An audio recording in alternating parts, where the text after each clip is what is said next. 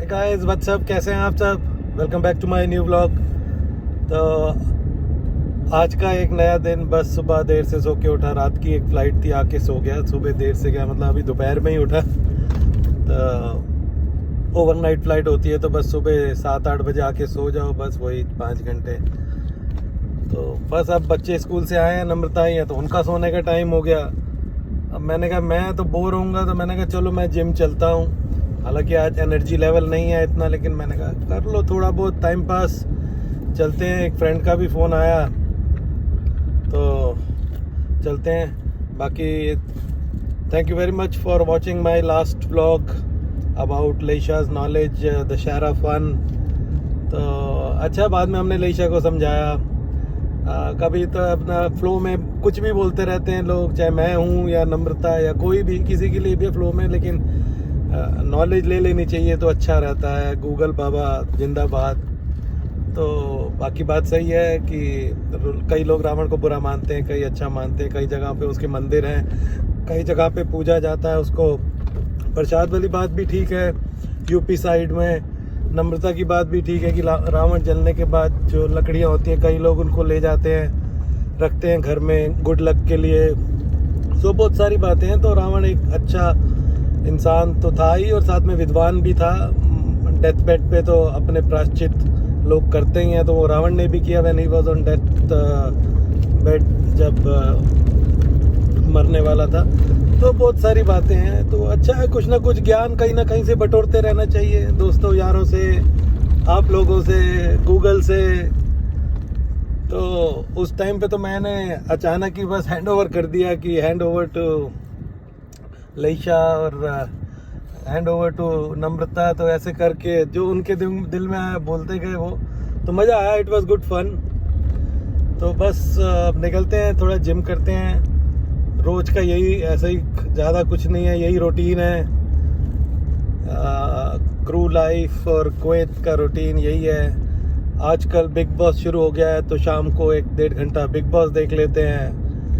फिर तो कुछ प्लान नहीं है गाइस, कोई कंटेंट नहीं है, कुछ प्लान नहीं है। जो आता है उस हिसाब से बात कर लेता हूँ मैं आपसे भी, और उसी हिसाब से मैं फिर वीडियो बना लेता हूँ। तो कोई खास ऐसी बात नहीं है, बस जो दिमाग में आया बस फटाफट बातचीत कर लो और उसको कैमरे में उतार लो। तो बस अभी मैं जैसे घर से निकला था, जिम लगते हैं 5-10 मिनट जाने में, तो मैंने कहा मैं आपसे बात करता हूँ, थोड़ी फीडबैक देता हूँ, थोड़े आज का रूटीन बताता हूँ।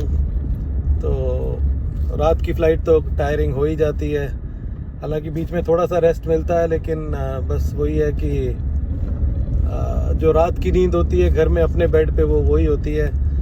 तो उसका जो मज़ा है वो कोई भी कवर अप नहीं कर सकता है।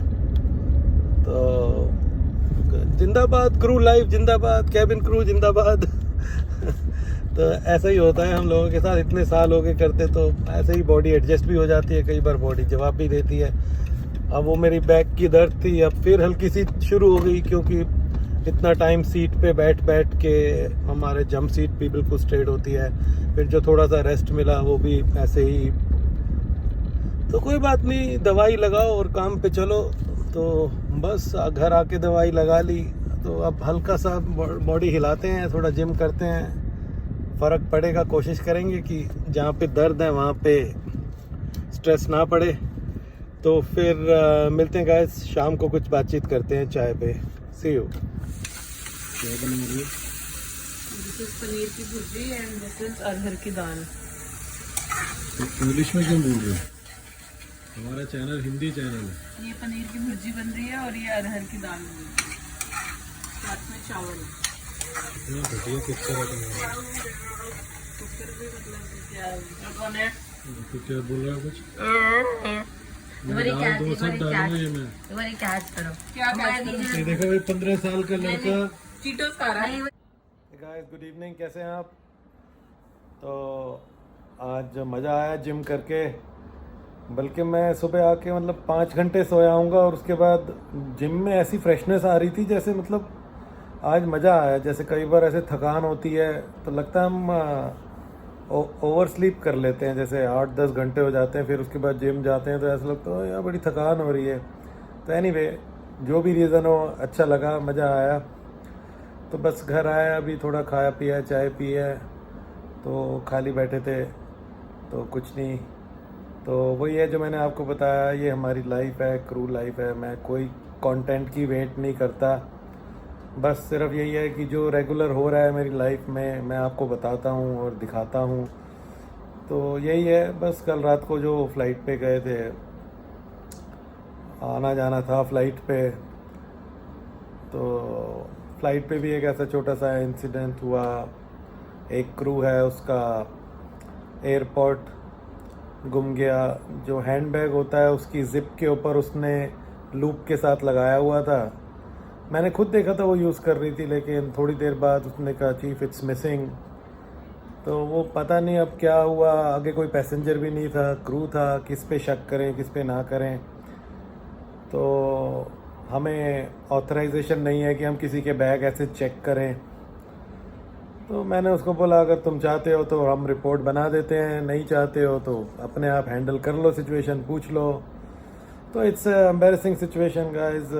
अगर किसी पे शक करना बेकार है, अगर किसी क्रू ने लिया है तो ऐसा नहीं करना चाहिए, छोटी सी चीज़ है। और अगर गिर गया, उसको लगा कि किसी ने लिया, तो ये भी गलत बात है।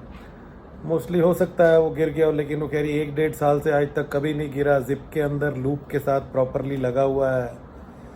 तो अब ऐसी छोटी छोटी बातें होती रहती हैं। तो क्रू का मूड तो काफ़ी ख़राब था, लेकिन क्या कर सकते हैं, तो ऐसा चलता रहता है। तो कुछ ना कुछ ऐसा इंसिडेंट होता रहता है। तो आज भी हुआ ऐसा ही। तो बस उसके बाद उसका मिला नहीं, चाहे कुछ भी हो गया। अराइवल के बाद भी मैंने पूछा एक बार चेक कर लो एयरक्राफ्ट में, सीट के नीचे ऊपर इधर, लेकिन वो मिला नहीं। तो इतनी कोई छोटी चीज़ भी नहीं है, प्रॉपर पूरा कवर के साथ था वो। तो क्या कह सकते हैं। तो कुछ नहीं कहा, सब बैठे थे, जो मैंने बताया सेम बिग बॉस हो गया है। अब बच्चे लोग पढ़ाई कर रहे हैं तो कुछ खाना खाते हैं, और कल मिलते हैं एक नए ब्लॉग के साथ। See you. ध्यान रखिए अपना, स्टे सेफ, मास्क पहनते रहिए, हैंड सैनिटाइज कीजिए। Good bye.